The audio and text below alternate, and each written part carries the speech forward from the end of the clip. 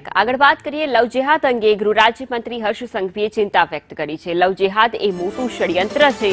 સલીમ પ્રેમનો ખેલવાડ કરે તે નહીં ચલાવી લેવાય। આ મહિને આવા 7 કિસ્સાઓ સામે આવ્યા છે તેવું ગૃહ રાજ્યમંત્રીએ કહ્યું છે।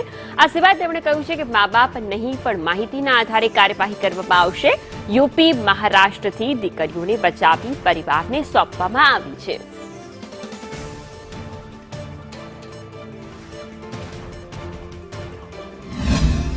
અને દીકરીઓ જેના મનમાં પ્રેમ એ સૌથી પવિત્ર વ્યવહાર તરીકે ઓળખતી હોય એવી ભોલી ભાલી દીકરીઓને ષડયંત્ર રૂપી ફસાવવાનો પ્રયત્ન કરવામાં આવે એની સામે પોલીસ લાલ આંખ જ નહીં, આ મહિને કમસે કમ 7 એવા કિસ્સાઓ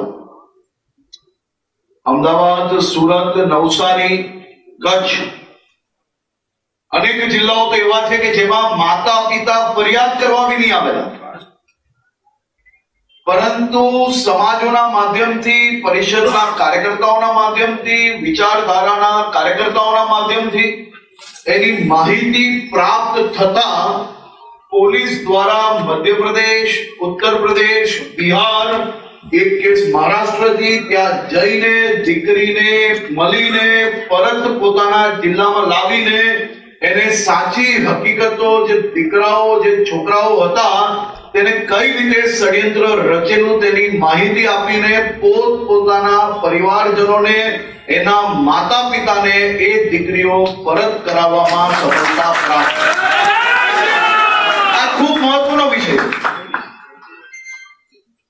મારા રાજ્યની કોઈ ભોલી ભાલી દીકરી પર કોઈ સલીમ સુરેશ બનીને પ્રેમનો ખિલવાડ કરે તો એને છોડી લેવામાં નહીં આવે, એની ઉપર